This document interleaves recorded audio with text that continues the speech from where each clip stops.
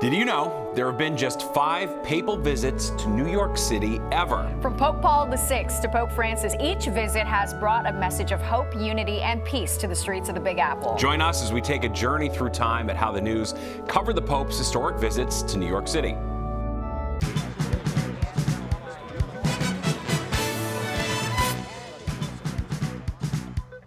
As the world mourns the death of one of the most beloved popes in history, we take a look back at his trip to New York City. Back in 2015, Pope Francis made his first papal visit to the U.S., with the Big Apple being one of his stops. The Pope is spending his final night in New York. He is getting some much-needed rest after another whirlwind day. And the Pope wrapped up his stay in New York with a rousing service at Madison Square Garden. It was a packed house as the Pope celebrated Mass, a once-in-a-lifetime opportunity for those who were able to go. Our Dan Bowen shows us what made it so special. A truly remarkable experience being inside Madison Square Garden this evening. In a word, powerful. Pope Francis telling his flock God is in our cities. For the 20,000 worshipers inside Madison Square Garden and the millions more watching around the world, the arrival of the Holy Father.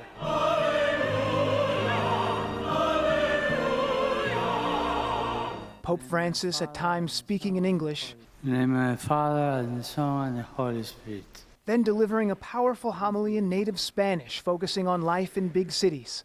The big cities are a reminder of the hidden riches present in our world, in the diversity of its cultures, traditions, and historical experiences. The pontiff emphasizing compassion for the less fortunate, as he has done so often during his first visit to the United States. There are the foreigners, their children who go out without schooling, those deprived of medical insurance, the homeless, the forgotten elderly. The message resonating with the flock as attendees here filed out for communion. An inclusive celebration of Mass with the universal prayer earlier delivered in Mandarin, English, French, and Italian. È la presenza di Dio che ci dà la speranza. A night the world's most famous arena hosted arguably the world's most popular figure, the radiance and joy captured by His Eminence Timothy Cardinal Dolan. At every single Mass, every single day, we pray for and in union with Francis, our Pope, and now here you are. And the Pope concluded by saying, the people who have walked through darkness have seen a great light. And he said, we ourselves are witnesses to that light. We go now to Linda Schmidt, who is just outside Madison Square Garden. Linda? That's right. Good evening to you there, Dan, and congratulations. What a great experience for you. And as you know, and everybody watching here today, more than 20,000 people were inside for that Mass tonight at Madison Square Garden. And as those folks spilled out onto the streets, they were using words like exhilarating and powerful, and saying that the Pope's message is now something that they are going to carry forward and do their best to try and make an even bigger effort to help others. Here are some of the folks that we talked to earlier tonight. An emotionally powerful, wonderful experience, uplifting, renewing. There was a spirit in the arena with all those people there that really was very, very spectacular. It was an experience, just a lifetime dream come true. I really liked it. It was cool. I think that's the best thing that happened to us, and also it's a blessing for all of us for having the Pope here, because it's just exhorting us what we have to do for the poor. Okay, now I also talked with this couple. They had a great story. Their names Laura and Paul Brown, and they were here tonight with their 11-year-old son, Emery Thomas. Now, they felt so spiritually uplifted, of course, by being inside to hear the Pope here tonight with this Mass, just like everybody did. No matter who you talk to, that's how they feel. But their story is quite unique, because it turns out that their daughter, who's in 8th grade, her name is Ella. She goes to Marymount. She happened to be up in Harlem today, and she was able to greet the Pope. She was one of the students who got to greet the Pope outside of Our Lady Queen of Angels School in Harlem, and she got to hug the Pope. And this is video that was then seen around the world. So this family truly feeling blessed tonight. And I spoke with the mom, Laura, about it. Here's what she had to say. She prayed to hug the Pope, and then at 4 o'clock when he exited, they were there to greet him on the street and bless the rosary. So the rosary he gave me when we got engaged, he touched it and blessed it and hugged her. An absolutely amazing story. An 8th grader, she prays that she's going to be able to hug the Pope and her dream comes true. God answered her prayers. For now, that's the very latest from here. Steve, back to you in the studio. Pretty incredible. All right, thank you, Linda. And an estimated 80,000 people packed into Central Park and waited for hours to see the pontiff pass by in his Pope-mobile. Among them, our own Arthur Chien. For the tens of thousands of people who came to Central Park today, winning that ticket online was just the first step. This was an all-day commitment if you wanted to see Pope Francis. And whether or not you were here, especially if you weren't, we want to give you a sense of who it was that was out here and what this experience was like for them. Where are you from? Brooklyn. Originally. The Bronx. Queens. Okay. I'm from Kansas City originally, but I've lived in New York the last 2 years. We're from Brooklyn, New York. What made you want to come and see him here? Especially Pope Francis. I think he has a very different message, especially for millennials. He's very progressive and has a way to speak that's very inclusive of everyone. He's the Pope. I mean, he's fantastic. It's the best Pope in my lifetime. I mean, he's, I don't know, an inspiration. What made you want to come out and be here? Just to experience the holiness. Just treats everyone so with love and kindness. Has opened his arms to everyone in our church and beyond. Just a beautiful person. It's a once-in-a-lifetime experience. Is there anything that you're going to do differently as a result of seeing him? Or is there anything that you're going to recommit to in your life as a result of his visit? I know we've already, spoke about it, and just, we've always been Catholic, but it's just like a renewed, doing more, helping out. I'm actually their Girl Scout leader, so we're going to be doing a lot, helping the homeless and trying to do things even more than we ever did. Just be kind to each other. We tried to live up to more of his example on how he thinks change should be, and I'd like to follow that. Definitely seeing him here kind of makes you look at people with a new light, to try and view everyone with a little more tolerance. What was it like when you went by? Just amazing. I had her up here and I caught this much of his face, and it was still amazing. It was beautiful. It was very emotional. Beautiful. Exciting. It was a feeling I never had before in my life. I have chills. I felt like I was the only one here amongst 80,000 people. It was such a moving experience. Amazing. I was almost in tears. Obviously, there has been a lot of excitement surrounding this trip, but the real test for Pope Francis, in his own mind, is whether or not he can inspire people to do more, to do better going forward long after his visit is over. Well, Pope Francis would be the first to admit he's got plenty he can learn from children. He got a technology lesson by a couple of school kids today who showed him how to work a touch screen. That's the thing on the left there. You can see with the image of the river and the trees. Just one of the many memorable moments from his visit today to Our Lady Queen of Angels School in East Harlem. I think that's where one of the kids said, you have to double click. Right. Teaching them how to double click. Well, the Pope was greeted at the school by students chanting, "I love you." He even stopped for a number of selfies on the way, and Stacey Delicat has more on the trip that seemed to bring out the best in the Pope. Pope Francis pulled up to Our Lady Queen of Angels in East Harlem at 4 o'clock sharp, then stopped to grab hands, wave, and pose for pictures. Holy Father, we love you. Holy Father, we love you. Inside, some very excited 3rd and 4th graders who had prepared for this moment for months.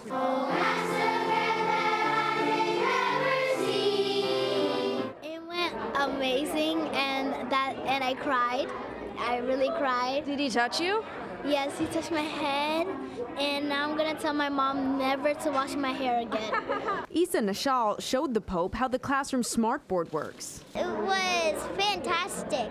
And 8th grader Victor Franco presented him with a special prayer bouquet. It was an honor just to be in his presence. Inside you feel such emotions that you really can't explain. At the school, Pope Francis also met with Catholic Charities workers and 150 immigrant and refugee families. He invoked Dr. Martin Luther King's I Have a Dream speech in his remarks. It is beautiful to have dreams. It is beautiful also to be able to fight for those dreams. Don't forget about that. Basilio Lopez, a day laborer from Guatemala, had a truly touching experience. He shook my hand. And after I asked for him, can I give you a hug? And he said, yes, of course. The visit to the school, just an hour, but one these lucky few will never forget. Do you think you'll remember this for a long time? a very, very, very long time. As Pope Francis was wrapping up his remarks, he said to the students and the adults, "I hope you don't mind. I want to give you a little homework assignment. Please continue to pray for me."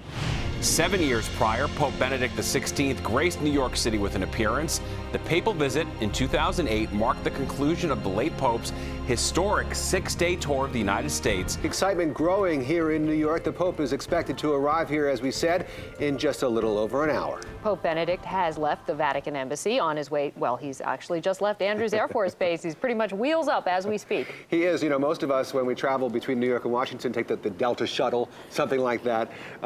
Very different kind of means of travel for Pope Benedict XVI as he boards Shepherd 1. That's the official Vatican plane the Pope travels on. And again, a live picture from Andrews Air Force Base. The plane is getting ready, sort of taxiing on the runway. Soon he'll be airborne and on his way to JFK, and that's where Fox 5's Rob Malcolm is right now. Hey, Rob.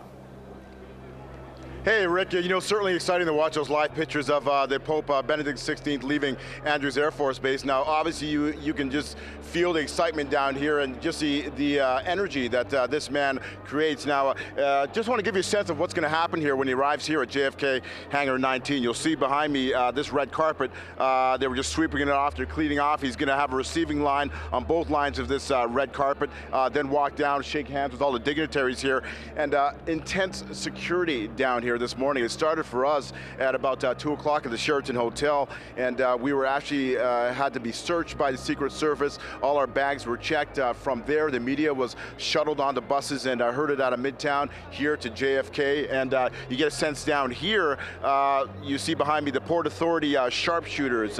Also, all these guys standing around not smiling. These guys are all Secret Service. We had about six Secret Service agents at the hotel, many more down here. And I know a lot of our colleagues have been talking about the intense security. It's really going to change things in New York, but obviously as Pope Benedict comes to town, you got to make sure he's safe, and it's going to be a fantastic visit. Everybody wants it to go well. Guys, back to you. All right, Rob, thanks very much. Well, after the airport welcoming ceremony, the Pope has a very busy schedule throughout his time in Manhattan. And Fox 5's Reed Lamberty continues our papal coverage from JFK. Where does the Pope go after he leaves there? I know he has a short helicopter flight before his big speech at the UN. Yeah, Jody, he hits the ground running. Literally a 15-minute brief ceremony here at Kennedy Airport in this hangar just behind me. And from there, as you mentioned, he will get on a helicopter, take a very brief 5-10-minute flight to a heliport on Wall Street. And from there, he will have a motorcade to the United Nations, where he will make his first public address here in New York City as Pope. He'll address the United Nations later this morning. From there, he's got 2 more events scheduled for tonight, one of which includes visiting that synagogue on the Upper East Side on East 67th Street. And after that, he heads to St. Joseph Parish in Yorkville, just a little bit not too far away from the synagogue there on the Upper East Side. And that's pretty significant because that is a primarily German-oriented congregation. And of course, the Pope, born Joseph Ratzinger, born in Germany, in Bavaria. So he's got a pretty busy day here. Of course, about an hour ago, he was seen leaving the Vatican Embassy in Washington, D.C. That is where he stayed the last 3 days. This is a 6-day U.S. visit, 3 days in the nation's capital and 3 days here in New York City. And again, he hits the ground running as soon as his plane, Shepherd 1, arrives here at Kennedy, scheduled to land at 9:45.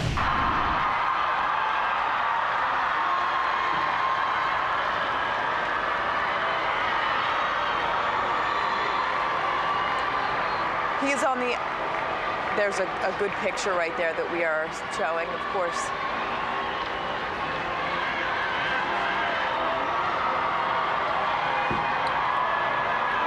The Holy Father outside St. Patrick's Cathedral. Monsignor, tell us about what he's wearing right now. This is really so beautiful because it's almost brand new. Usually he has a mozzetta, we call it, which is like scarlet, but this is white.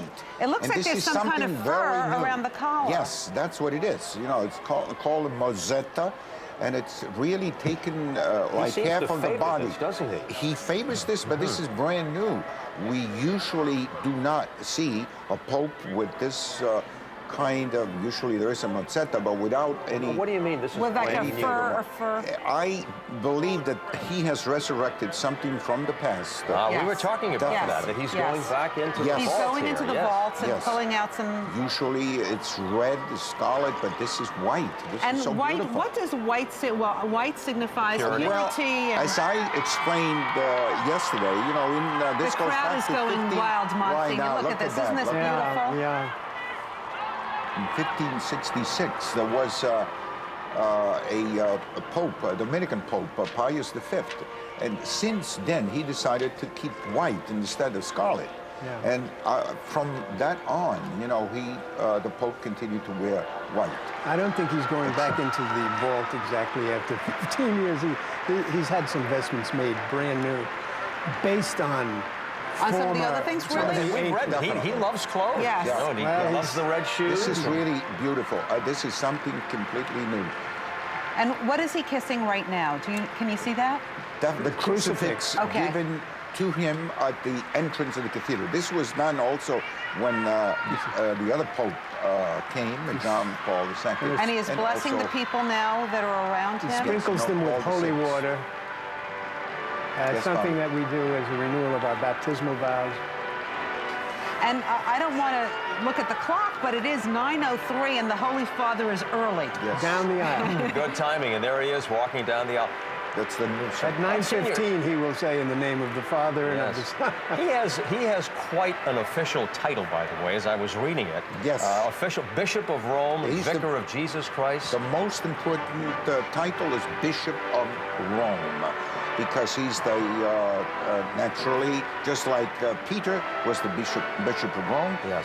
A pope is pope simply because he's Bishop of Rome. Then naturally, Vicar of Christ, that's the second title. Prince of the Apostles, Supreme Pontiff of the Universal Church, Prince Primate of the of Italy. Apostles, Peter, yes. Supreme Pontiff of the Universal Church, that's what we use in the official, one of the official titles.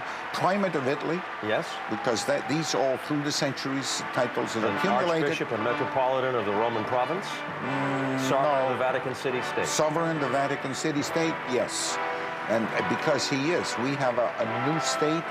Very few people know that when we from my address for 26 years was Vatican City, Europe, not Monsignor, Rome, look Italy. at the excitement inside St. Patrick's Cathedral. People the clergy, the religious men and women are just so excited to see him. People are clapping wildly and waving. In 1995, Pope John Paul II made his second papal visit to New York City. Even on a damp and rainy day, the streets were abuzz with excitement and anticipation. And for 3 days, the Pope made his journey through the city. Good evening. A thrill of a lifetime for the people at tonight's Mass. Pope John Paul II celebrated Mass in at least 7 languages.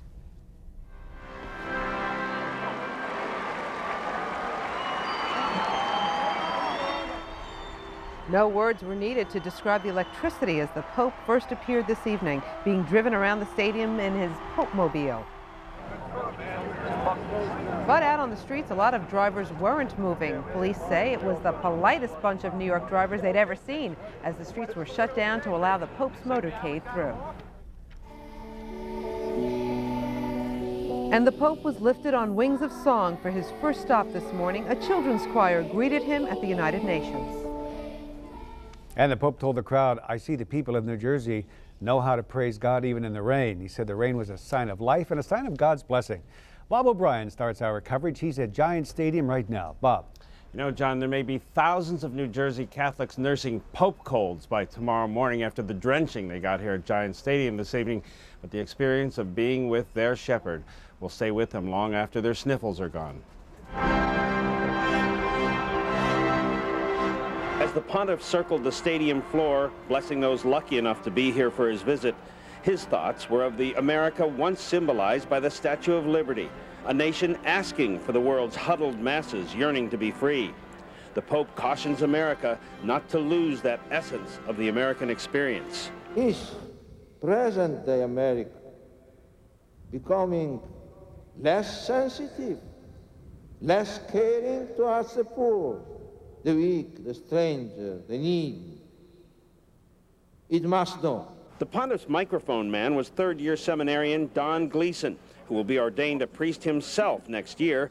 But as he was arriving at the stadium earlier, he looked more like a Yankee fan. There is this whole thing going on with the Yankees right now. Are you going to be maybe put a little word in with the Holy Father? Well, I hope so. I'm a big sports fan. It's funny even that I'm here today, as I used to work for the New Jersey Devils before I entered the seminary. So this whole thing, the story goes on and on and on. And so did the rain. It came down in misty sheets on the 83,000 faithful here, some of whom got prime Pope position seating after very generous donations to the Archdiocese. The big contributors get the great seats? I guess I didn't contribute enough to get a dry seat. Maybe the Pope's rain-making got ahead of himself now. He couldn't get his chopper in the air. Oh, that's all right. We'll still take it. We'll take both him and the weather. And it really hasn't dampened any spirits. Or the business being done by vendors hawking their holy items. 2 roasted short. $30, please. What is this, like about $1,000 a minute, this pace? Something like that. Probably a little more than that. When's the last time you were this busy? Last time, probably for one of the concerts, probably the Rolling Stones. All the rock stars on the planet Earth combined don't have the people-pulling power of this Polish Pope. His fans flock to their shepherd, rain or shine. And Mario Vasquez was outside Giant Stadium all day as they streamed in. Yeah! The Pope, man, we love the Pope. Although nature offered a great canvas for Pope John Paul II's Giant Stadium Mass, worshippers themselves filled in the picture with their colorful rain gear, warding off the downpour with their expectant faces and a song.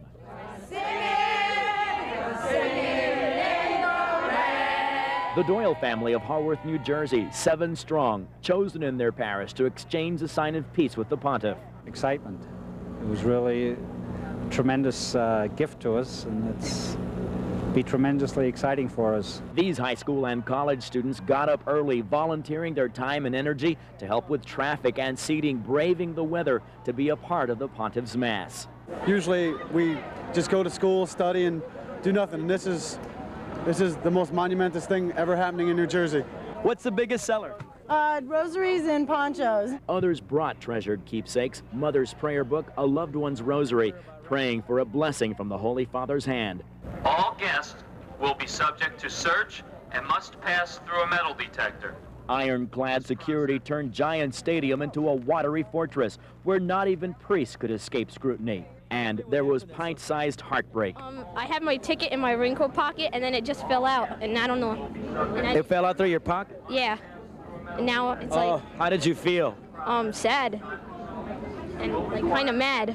We started to cry. These kind people here allowed us to go in with their extra ticket.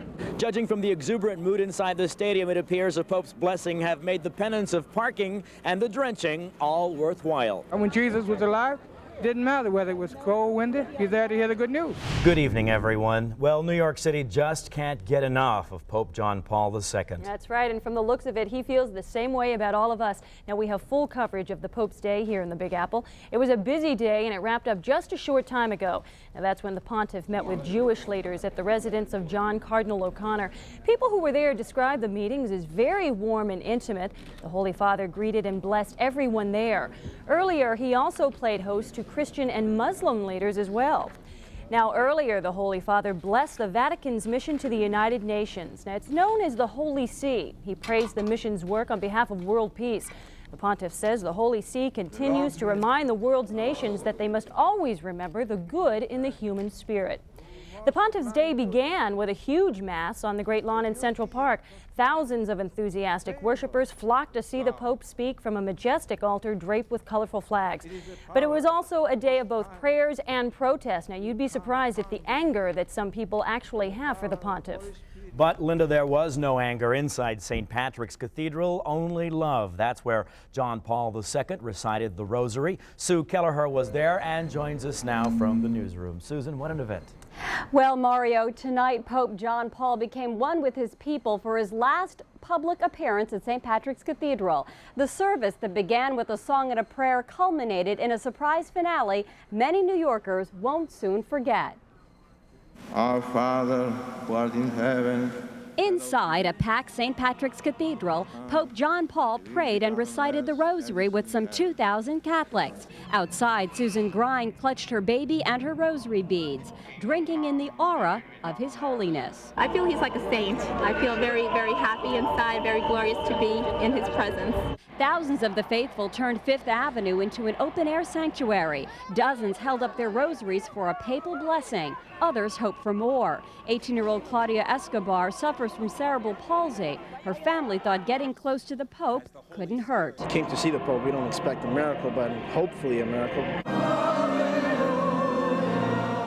The rosary service was a who's who of Catholic New Yorkers, among them Governor Pataki. But the most prominent Catholic who traveled to St. Pat's in the Pope-mobile left the cathedral on foot. Walking through the crowd, the pontiff mingled with the masses. It created a security nightmare for the Secret Service and NYPD, but the crowd loved it.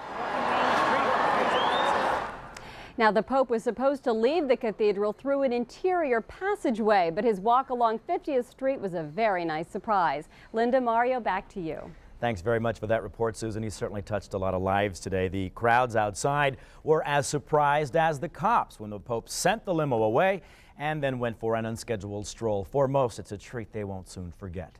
Linda. Well, Mario, another treat earlier in the day. The Pope graced Central Park with a huge mass, as we told you about just a little while ago, while world-famous tenor Placido Domingo graced the Pope with song.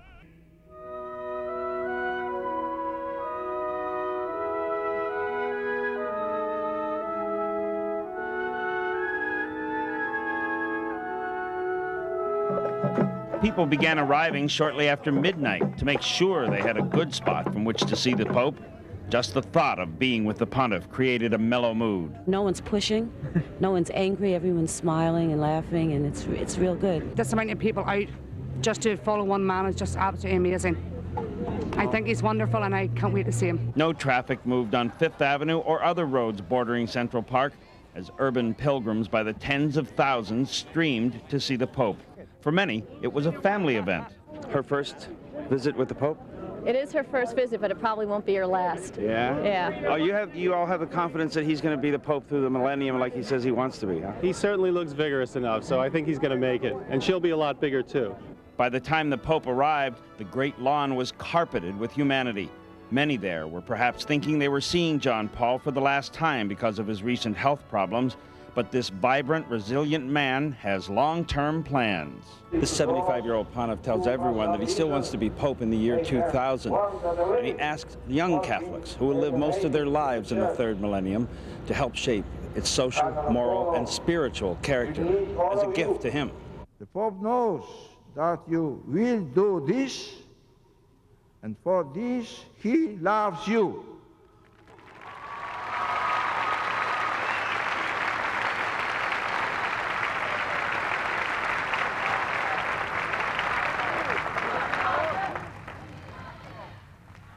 Then you can tell the whole world that you gave the Pope his Christmas present already in October in New York in Central Park.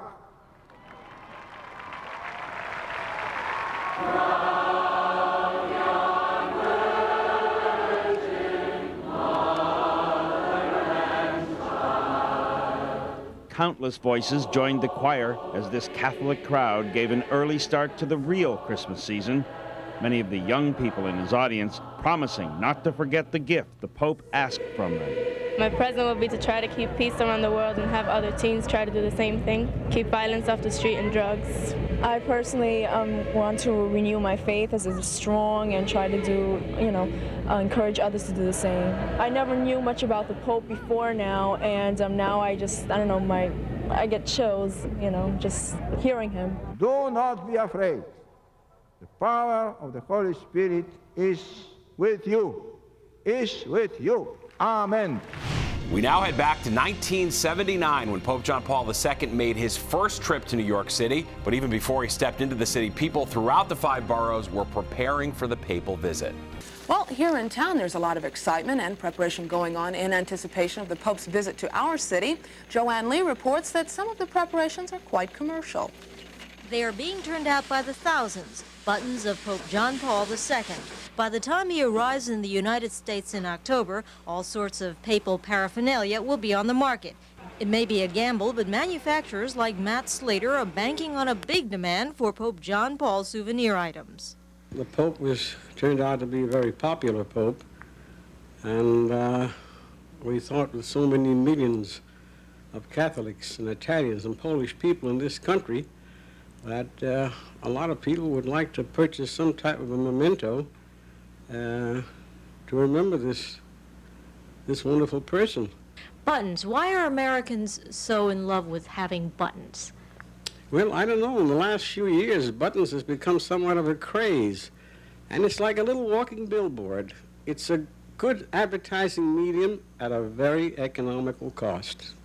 This particular manufacturer believes he can sell about 500,000 of these buttons by the time the Pope comes to the United States. But no, Pope John Paul II will not be getting any royalties. And tomorrow night, our own Bob O'Brien will have a special report on the plane and crew that'll fly the Pope across the Atlantic on Monday. Bob and a Channel 5 crew will be on that plane with the Pontiff. And scenes like those in Ireland today will be repeated Tuesday right here in New York. The Pontiff will arrive at LaGuardia Airport at 9:15 a.m.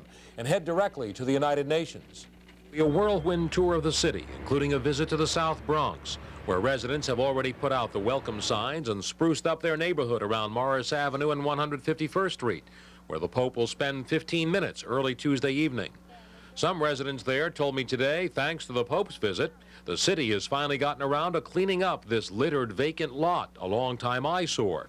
An abandoned, scarred building was even knocked down, so the Pontiff would not have to walk amidst the blighted ruins. While just about everyone in the South Bronx is thrilled the Pope is coming there, few believe his visit will change things. It would be nice if he did make things better, but that's something that's hard to do, you know. That's something that's really hard to do, you know, because you've got every politician around that's made promises, never fulfilled them, and the Pope, I don't think he's going to be any different. At least one thing, he'll bless this land where we live at anyway, if nobody else will. Because frankly, the South Bronx has been neglected for so many years anyway. And I hope that his visit would influence people in a lot of good ways and bring everyone here closer together. I hope that he could create a miracle that President Carter couldn't do for us, for the Bronx.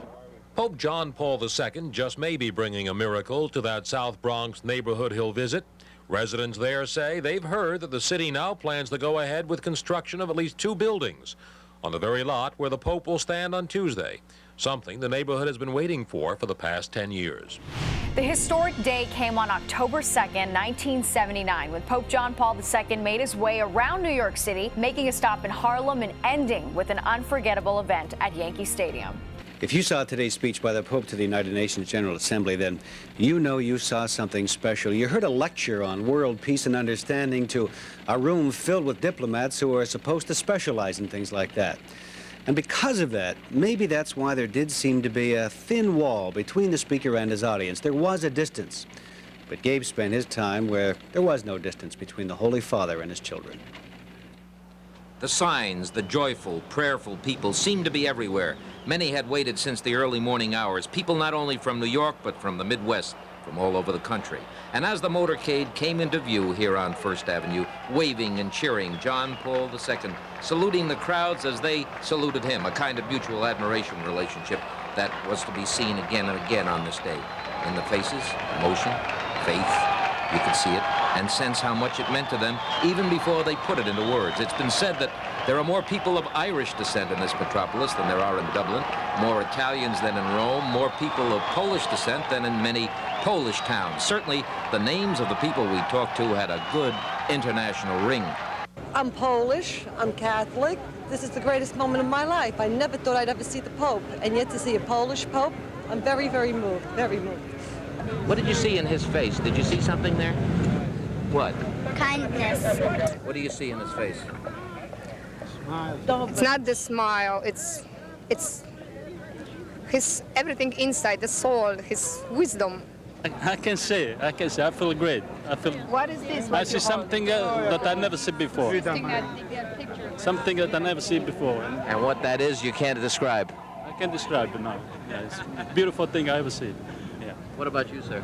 I've been so excited. It made me almost cry. You know, first time I seen a Pope in America. Polacca. Knows that he's a Polish, and she felt so deep.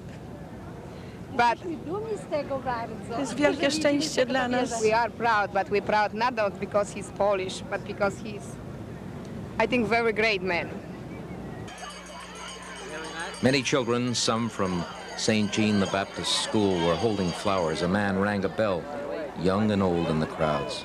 Many in the windows. The Pope's motorcade slowed down at the Apostolic Observer's Mission, 72nd and Madison, where a 14-year-old girl presented the Pope with flowers. In the street outside watching, people from all over New York and America, even a young woman from West Africa. As the Pope was having lunch with Cardinal Cook and other church leaders inside, there were chants of "Long live the Pope, we love the Pope." Soon he would be leaving to go back to the UN amid great cheers. Even the waiters from an exclusive East Side restaurant who had served him were leaning out the window and applauding and cheering when he left. The Pope had dined on broth, filet mignon, sautéed string beans, spinach, crepe dessert, and to one waiter it was a most memorable meal.